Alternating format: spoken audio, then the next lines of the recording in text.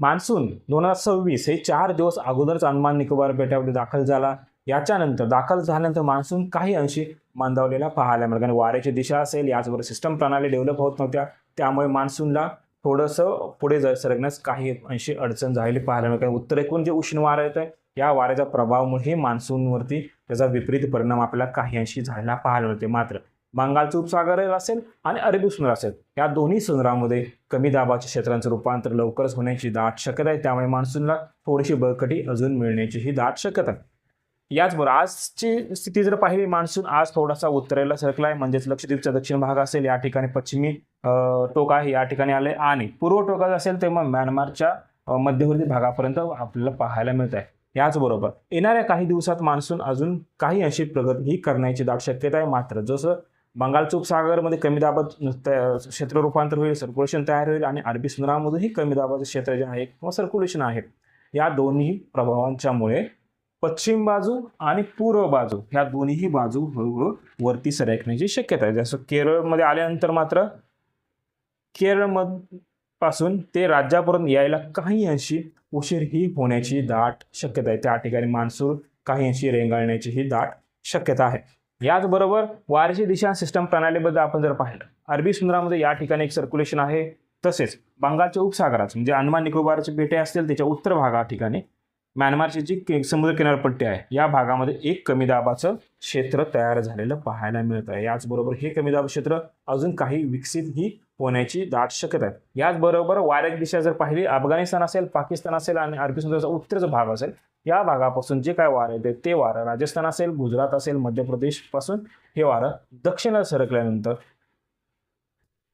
विदर्भ असेल, याचबरोबर मराठवाडा असेल, गुजरात, राजस्थान हा संपूर्ण भाग असेल, या ठिकाणी टेम्परेचरमध्ये अजून वाढ होण्याची ही दाट शक्यता आहे. राज्याचं जर पाहिलं, राज्यात येणाऱ्या 1 ते 2 दिवस अजून टेम्परेचर अतिशय जास्त प्रमाणात वाढणार आहे. त्याच्यानंतर वाऱ्याची दिशा ही बदलणार आहे. पश्चिमेकडून जे वारं येणार आहे, या पश्चिमेच्या वाऱ्याच्या ढगांची स्थितीनं तयार होणार आहे, ती मान्सून ॲक्टिव्हिटीमध्ये अजून वाढ होण्याची शक्यता आहे. बहुतांश ठिकाणी आपला मान्सून पूर्व पाऊस आपल्याला पाहायला मिळण्याची शक्यता आहे. जसं जसं पाऊस वाढेल तसं राज्यातील टेम्परेचरमध्येही घट होण्यास सुरुवात होण्याची ही दाट शक्यता आहे.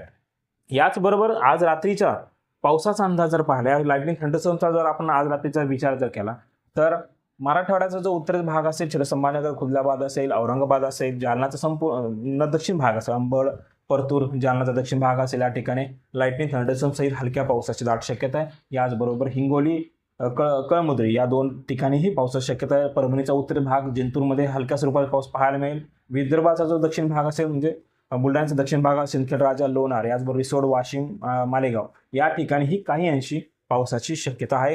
हलक्या स्वरूपात पाऊस पाहायला मिळेल, जास्त जोरदार वगैरे नाही, काही अंशी ढगाळ वातावरण पाहायला मिळेल. याचबरोबर यवतमाळचा पुसद, महागाव, किनवट, उमरखेड या भागामध्येही काही अंशी पाऊस पाहायला मिळण्याची दाट शक्यता. तसेच गडचिरोलीचा जो पश्चिम भाग असेल, या ठिकाणी चारमोसे असेल, याचबरोबर अहेरी असेल, मूल असेल, या ठिकाणीही ढगाळ वातावरण पाहायला मिळण्याची दाट शक्यता. याचबरोबर अहिल्यानगर, सातारा असेल, पुणे असेल, सोलापूर असेल, याचबरोबर धाराशिवचा काही भाग असेल, सांगली, कोल्हापूर, रत्नागिरी, सिंधुदुर्ग आणि सातारा हा जो पट्टा आहे, या पट्ट्यामध्ये आपल्याला ढग जे आहेत ते विखुरल्या स्वरूपात ढग पाहायला मिळत आहे. कमी उंचावरचे ढग आहेत. या ठिकाणी वातावरणामध्येही काहीशी बदल ही होण्याची शक्यता आहे. काही ठिकाणी तुरळक स्वरूपाच्या पावसाच्या नोंदी पाहायला मिळण्याचीही दाट शक्यता आहे.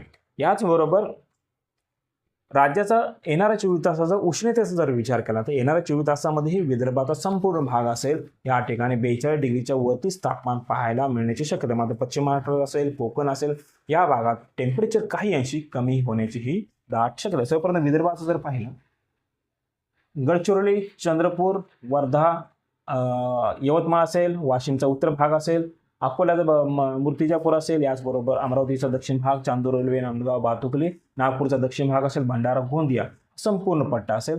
या संपूर्ण पट्ट्यामध्ये टेम्परेचर अतिशय जास्त पाहायला मिळेल. 45 डिग्री सेल्सिअस ते जवळपास 47.2 डिग्री सेल्सिअसपर्यंत तापमान पाहायला मिळण्याची दाट शक्यता आहे. पाठीमागच्या इतिहासातलं संपूर्ण तापमानाचं जर पाहिलं, ब्रह्मपूरमध्ये जवळपास 47.6 डिग्री सेल्सिअस एवढं उच्चांकी तापमान आपल्याला काल पाहायला मिळालेलं आहे.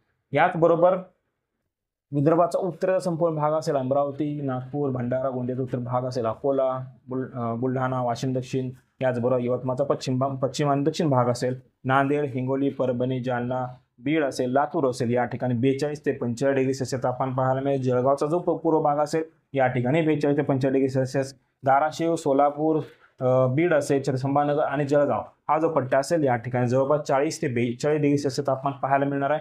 तसेच पश्चिम महाराष्ट्रातील सोलापूरचा पश्चिम भाग आणि अहिल्यानगर असेल, याचबरोबर धुळे असेल, नंदुरबार असेल आणि नाशिकचा काही भाग असेल या ठिकाणी 38 ते 40 डिग्री सेल्सिअस. घाट मात्र लगतचा भाग संपूर्ण भाग असेल, सांगली, कोल्हापूर, सातारा, याचबरोबर पुणे असेल आणि नाशिक असेल या ठिकाणी तापमान जवळपास 36 डिग्री सेल्सिअस तापमान पाहायला मिळणार आहे. व घाटमाथ्याचा पश्चिम भाग म्हणजे कोकण किनारपट्टीचं जर पाहिलं, कोकण किनारपट्टीमध्ये तापमान मात्र 32 ते 34 डिग्री सेल्सिअस तापमान पाहायला मिळेल. याचबरोबर ठाणे, पालघर, रायगड आणि मुंबई शहर असेल, उपनगर असेल या ठिकाणी दमट हवामान राहणार आहे, उष्णताही असणार आहे. याचबरोबर या ठिकाणी गरमीचा नाहक त्रास त्या ठिकाणी आपल्याला पाहायला मिळण्याची शक्यता. रात्रीच्या तापमानामध्येही काहींशी वाढ पाहायला मिळू शकतं.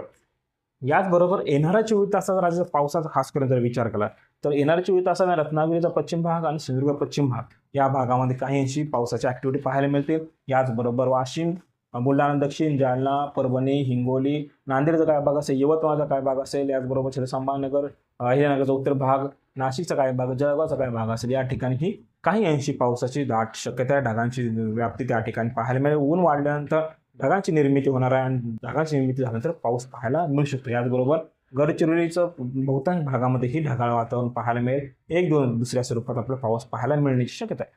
सांगली, कोल्हापूर, सोलापूर, धाराशिव, लातूर, सातारा, पुणे, संभाजीनगर असेल हा जो अहिल्यानगर असेल हा जो पट्टा असेल या ठिकाणी ही ढग पाहायला मिळतील. पावसाची शक्यता फार कमी आहे. पाऊस जर झाला तर फक्त तुरळक ठिकाणीच पाहायला मिळेल.